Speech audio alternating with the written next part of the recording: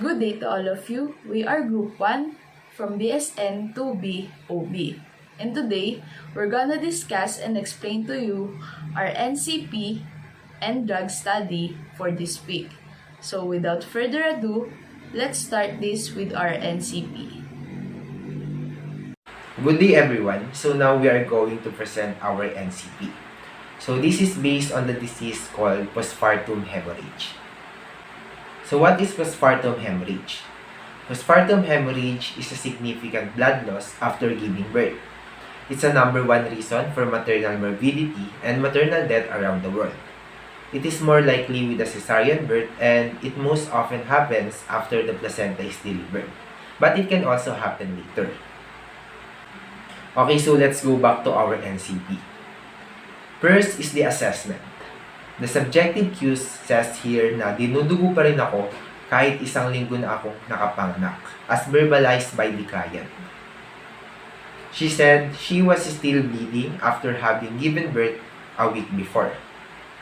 And for the objective, the patient manifests bleeding, irritability, restlessness, and discomfort in walking. And the vital signs here show that the temperature of our client is 37.6 degrees Celsius. Pulse rate is 106 beats per minute.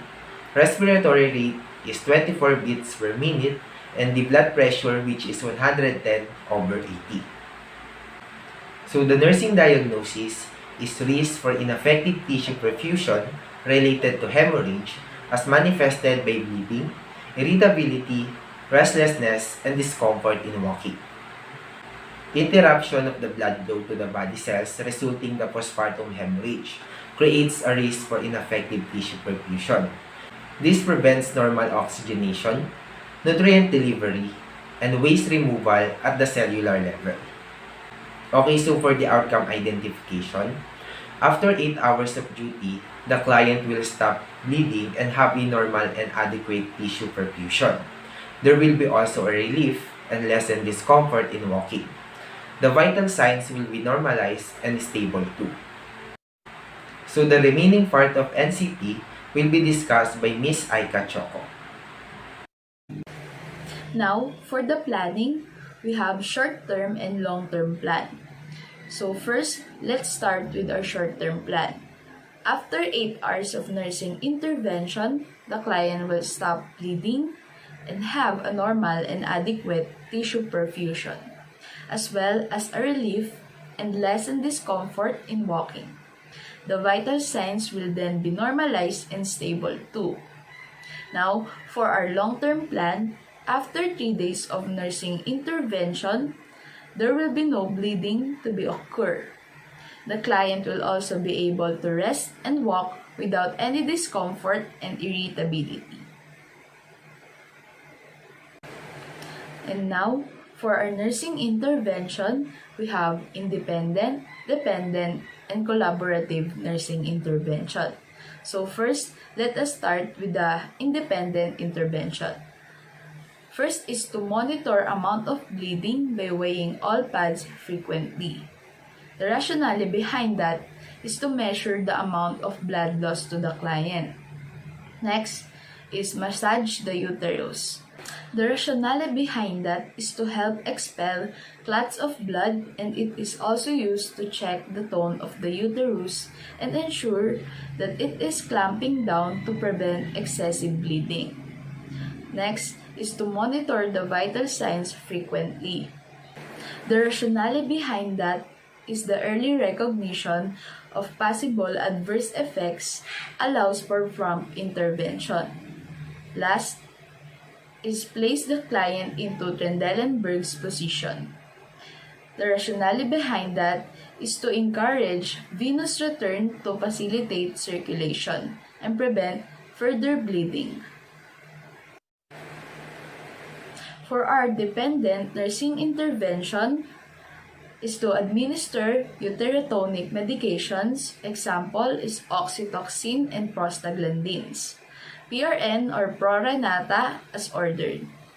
The rationale behind that is to increase uterine tone and lessen blood loss.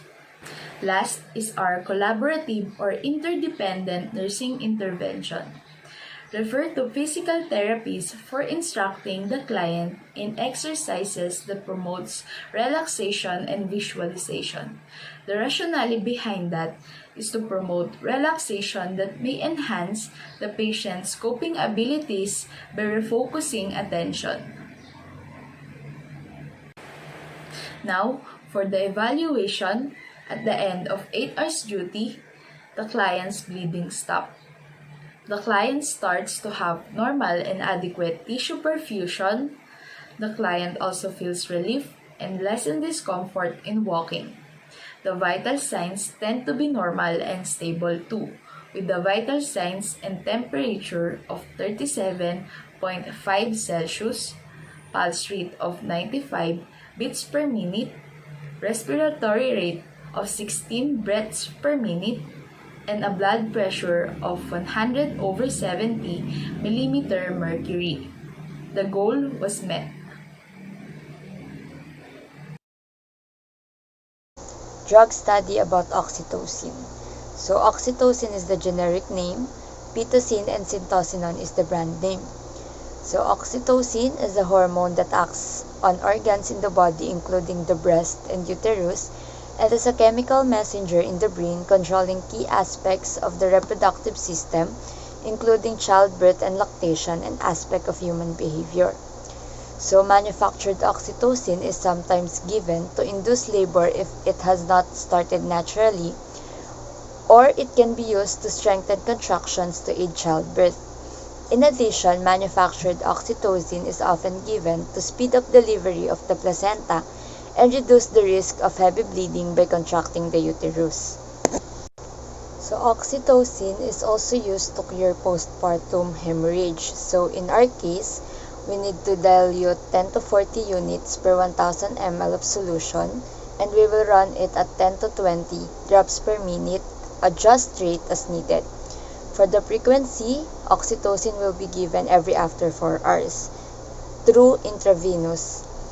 Mechanism of action, oxytocin increases the amplitude and frequency of uterine contractions, which transiently impede uterine blood flow and decreases cervical activity, causing dilation and effacement of the cervix. So, for the indications, it can control postpartum bleeding. For the contradictions of oxytocin, hypersensitivity, serum toxemia, cephalopelvic disproportion, fetal distress, hypertonic uterus, prolapsed umbilical cord, and active genital herpes. For the adverse effect of oxytocin in central nervous system, we have the seizures and tetanic contractions. For cardiovascular, we have the hypo and hypertension, dysrhythmias, increased pulse, bradycardia, tachycardia. We have also the premature ventricular contractions, hemorrhage. For the gastrointestinal, we have anorexia, nausea, vomiting, and constipation. For genitourinary, we have abruptio placentae and decreased uterine blood flow. For hema, we have increased hyperbilirubinemia. And in integument, we have rash and asphyxia in respiratory and water intoxication of mother in the system. For the nursing responsibility, in giving oxytocin, we need to closely monitor fundal tone, fundal height, and the position. We also need to monitor the patient's vital sign and assess the patient's pain and bleeding. We also need to provide client education about how oxytocin will affect their contractions. We will also encourage the patient to report any headache, dizziness, any palpitation, and any intense pain. Hello everyone, I'm Hannah Bianca T. Compas, and today I will discuss to you our drug study related to postpartum hemorrhage. So the generic name of the drug is misoprostol, and it is also known as Cytotec. Dose recommended for adults is 200 micrograms and should be taken every 6 hours or 4 times a day per RM. So the mechanism of action of this drug is that it latches to myometrial cells and induces ferocious contractions that push tissue out of the uterus. This substance also results in cervical ripening, which softens and enlarges the cervix. So a prostaglandin analog called misoprostol binds to myometrial cells to cause strong myometrial contractions leading to expulsion of tissue. So this agent also causes cervical deepening with softening and dilation of the cervix. So the indication of this drug is that it reduces the risk of non-steroidal anti-inflammatory drugs like aspirin for high risk of gastric ulcer. So misoprostol should not be taken by pregnant or childbearing potential women as it might affect the unborn child or might cause abortion unless patient is at high risk of complication from gastric ulcer associated with use of NSI drugs. So it is recommended that medical treatment with misoprostol should only be considered in people without signs of pelvic infections or sepsis, hemodynamic instability or shock, allergy to misoprostol, known bleeding disorder, concurrent anticoagulant therapy, confirmed or suspected ectopic molar pregnancy.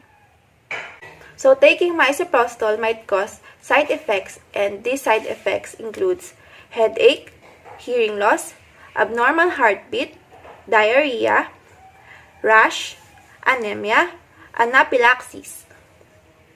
So as a nurse or student nurse, it is our responsibility to monitor the patient's GI symptoms such as vomiting, diarrhea, bleeding, nausea, and constipation. So if the patient has NSAID-induced gastritis, we need to instruct them to conduct manual therapy, therapeutic exercise, or physical agents. So health education to food and beverage warnings, spontaneous abortion, and other side effects. So as we all know, lack of health education and medical education for patients can lead to negative consequences. That's why it is very important to educate them regarding to the food and beverage they may or may not take, especially when they are taking medications. So for us to make sure the safety of our patient, it is important that we educate them about the important details of the drugs that is being prescribed to them, especially the side effects that it might cause. So here is the drug study of prostaglandin and carboprostrometamine.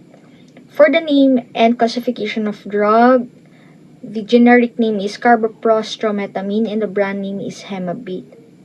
For dose frequency route, duration of administration, the initial dose is 250 microgram of Hemabate sterile solution is to be given by deep intramuscular. And for the multiple dosing of interval of 15 to 90 minutes as needed. Mechanism of drug. Carboprostrometamine is a prostaglandin used to treat postpartum uterine hemorrhage due to atony when other methods of management have not been effective. So, ano ba yung uses and purpose ng prostaglandin sa pag-treat ng postpartum hemorrhage? Prostaglandins helps to ripen the cervix and to make it softer and causing it to begin to dilate and efface. Also, it stimulates uterine contraction. For indication, treatment for postpartum hemorrhage caused by uterine atony that hasn't responded to conventional management techniques. So, ano nga ba yung uterine atony at bakit siya nagkakos ng postpartum hemorrhage? So, ang uterine atony is a poorly contracted uterus that does not adequately compress large to open vessel at the placental site, which can result or can cause hemorrhage. For contraindication, sino nga ba yung mga person or patient na hindi makaka-receive ng treatment na to? First is patient with hypersensitivity. Second is person with acute pelvic inflammatory disease. Third is patient with active cardiac, pulmonary, renal, or hepatic disease. For the adverse effect, here's the common side effect of Hemabate or the carboprostrometamine. So, mild fever that may come and go, chills, numbness, tingly feeling, nausea, diarrhea, cough, headache, breast pain or tenderness, menstrual type pain, or ringing in your ears.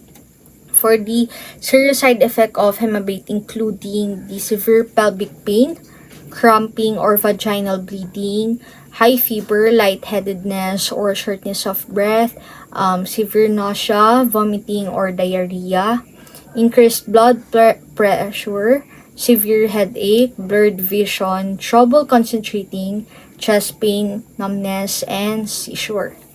For nursing responsibility, if bleeding is excessive and signs, immediately contact the healthcare provider. So, pag ganitong case kasi, importante talaga na may immediate contact tayo sa ating healthcare provider. Next is the monitor vital signs. Sabi ko nga kanina, ang adverse effect ng pag-inom ng medication na to is possible na tumaas yung blood pressure or ang kanyang tachycardia. And next is provide additional or maintain existing intravenous infusion or lactated ringer solution or normal saline solution. So, ano ba yung importance ng normal saline and lactated ringers? To restore fluid balance after significant blood loss, also to treat the dehydration. Next is administer blood or blood products as prescribed. Next is insert an indwelling urinary catheter to monitor perfusion of kidney. So, importante talaga or necessary na ma-maintain natin yung normal urine output ng ating patient. Next is administer emergency medication as prescribed. Also prepare for possible surgery or other emergency treatment or procedure. And last, record events, interventions, institute, and woman response to interventions. So this ends the presentation. Thank you for listening.